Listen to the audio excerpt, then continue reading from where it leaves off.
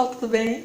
Mais uma vez aqui, outro devocional para abençoar a sua vida. Estou muito contente aí com os comentários. Quero deixar beijinho aí para quem comentou, tá bom? Então, olha, eu tô vendo aqui os nomes de Enilde. Um beijo, Enilde. Que bom que você gostou aqui dessa explanação. Betânia, meu beijo para você também. Fico muito contente de saber que você está recebendo, né, essa palavra maravilhosa do Senhor aí que está realmente abençoando você. Muito obrigado aí, viu, pelo seu carinho. Também quero agradecer a Laura, também que comentou. Que bom, Laura, um beijo grande para você. Natanael também, fico muito contente. Beth, então meu beijo grande para vocês que estão aí seguindo. Você também que não comentou, mas com certeza você está aí, porque tem muitas curtidas. Bom, então pessoal, hoje a gente vai falar num salmo que eu acho maravilhoso. Tenho certeza que você também, né? Porque a palavra de Deus é maravilhosa. Então, pessoal, hoje o nosso salmo número 133. Isso mesmo, é um salmo também pequeno, escrito por Davi, e um salmo que aparentemente não era algo que estava acontecendo, né? Não era algo, uma perseguição, um inimigo, não, nada disso.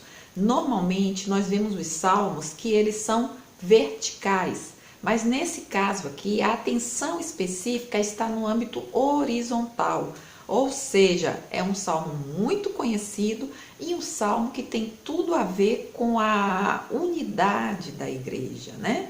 Com essa irmandade, a importância que a palavra do Senhor dá para que os irmãos na igreja verdadeiramente estejam unidos. Como isso é importante na igreja e como, infelizmente, cada vez mais a gente vê, né, esse distanciamento. Vamos dar uma lida nesse salmo, porque ele é muito bonito e ele começa justamente assim, né? Davi, ele diz: ó, quão bom, né? Como é bom, como é agradável viverem unidos os irmãos, né? Então veja que é um chamado, é um sentimento de alegria, de felicidade, de contentamento, né? De reconhecimento, né? Que Davi ele coloca aqui, como é bom, como é agradável, né? A excelência da união fraternal. Então é isso que como igreja nós precisamos buscar. E eu acho muito interessante, porque no verso 2 ele diz assim: é como o óleo precioso sobre a cabeça, o qual desce para a barba de Arão, e desce para a gola de suas vestes.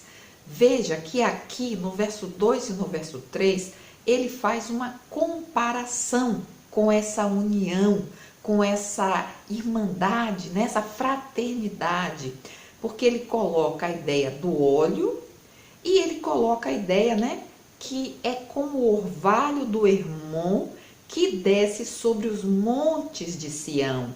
Ali ordena o Senhor a sua bênção e a vida para sempre. E aí o que a gente aprende com esses dois versículos?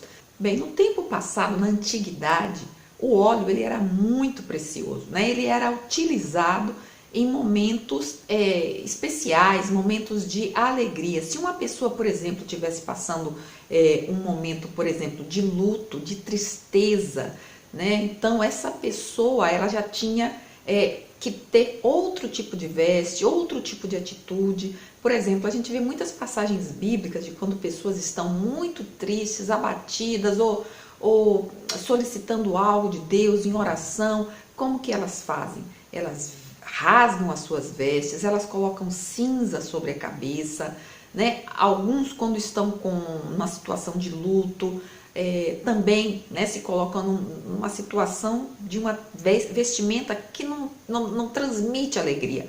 Tanto que, inclusive, na nossa cultura, né, eu creio que hoje não mais, mas em algumas as pessoas colocam roupa negra, né, aquela roupa preta, justamente para demonstrar essa tristeza. E naquela época elas não colocavam óleo, né? Não se ungiam. Então, por exemplo, tem uma passagem bíblica aqui que diz assim, lá em 2 Samuel 14, enviou Joabe a Tecoa e tomou de lá uma mulher e disse: ora, finge que estás de luto, veste roupas de luto e não te unjas com óleo, e sê como uma mulher que há já muitos dias está de luto por algum morto. Então veja que era justamente essa a ideia. Então, quando Davi, ele diz, né, que essa unidade é como esse óleo precioso, ele aqui já está falando do óleo e de Arão. Arão, ele foi constituído por Deus como sacerdote.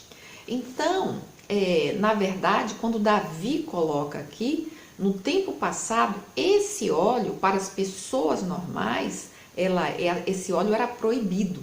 Mas uma outra coisa que não era proibida era essa fraternidade, né? Essa irmandade, essa união que deveria existir. Por isso que Davi, ele coloca, né? Como é bom, como é agradável. A sensação é essa, né? Do óleo, do azeite. E o azeite, esse óleo, é justamente a personificação, né, do Espírito Santo.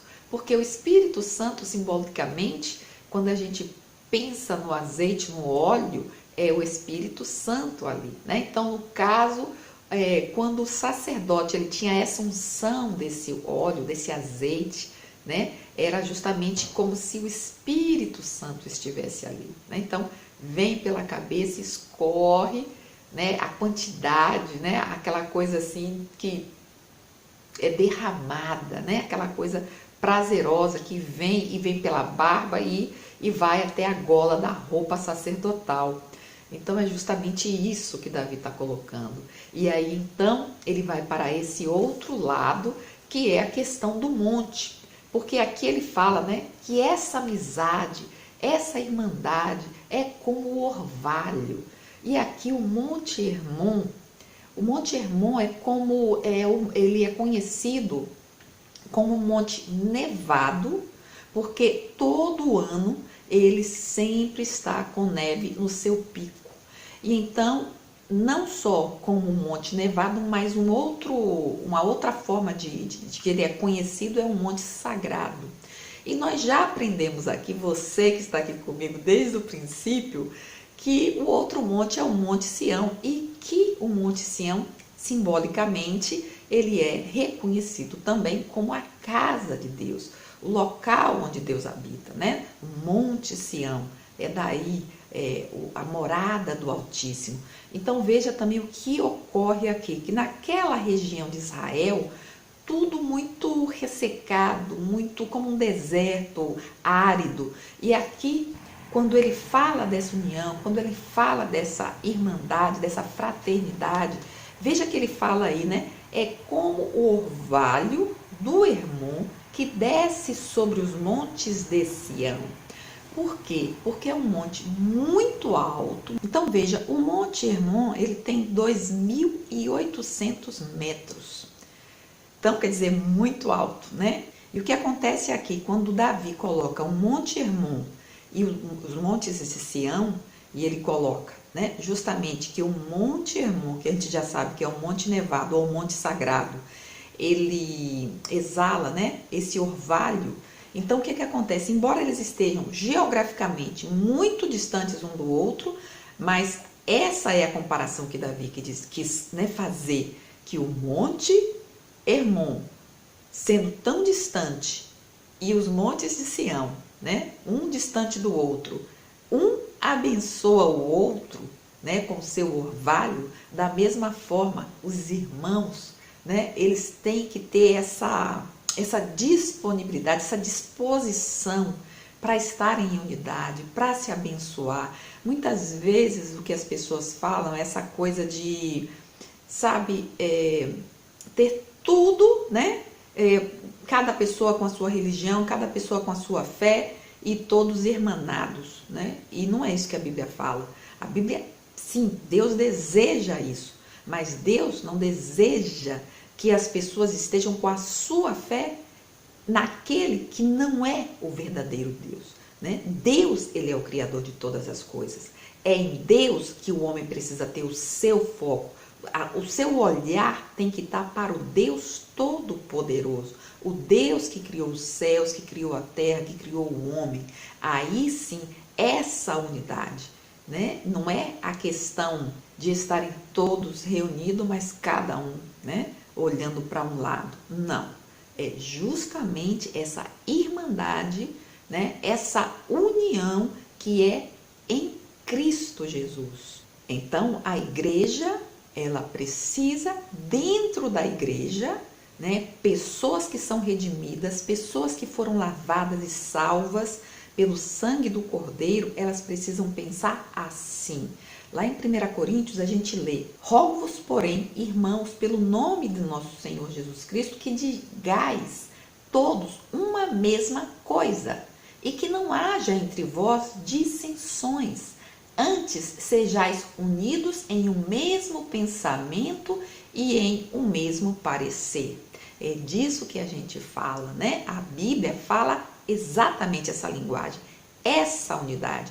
Então, o que vai fazer com que os irmãos estejam verdadeiramente com esse coração, né, disposto a estar unido um com o outro, a terem o mesmo pensamento, o mesmo parecer, não havendo essas dissensões, não havendo disputas, é justamente o ensino verdadeiro da palavra de Deus, né? Um púlpito que ensine a palavra de Deus, classes de escola bíblica, de ensino da palavra, são os irmãos reunidos ao redor da palavra, aprendendo, tendo sede de Deus. Por quê? Porque a palavra é a verdade. Veja o que diz aqui em João 17, que Jesus disse nos versos 17, 21, 23b. Ele disse: santifica-os na tua verdade, a tua palavra é a verdade, para que todos sejam um, como tu, ó Pai, o és em mim e eu em ti. Que também eles sejam um em nós, para que o mundo creia que tu me enviaste.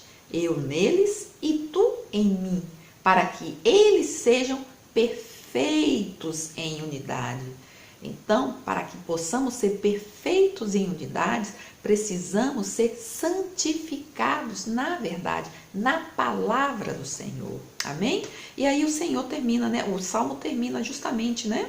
Ali ordena o Senhor a sua bênção e a vida para sempre. Amém? Bom, pessoal, esse foi mais um devocional. Eu espero que tenha abençoado você nesse Salmo 133, que inclusive temos até uma música, né? Quão bom e quão maravilhoso é que os irmãos vivam em união. Amém? Bom, é isso. Minha gratidão a você mais uma vez. Tá? Um beijo grande. Fica com Deus e até amanhã. Bye, bye.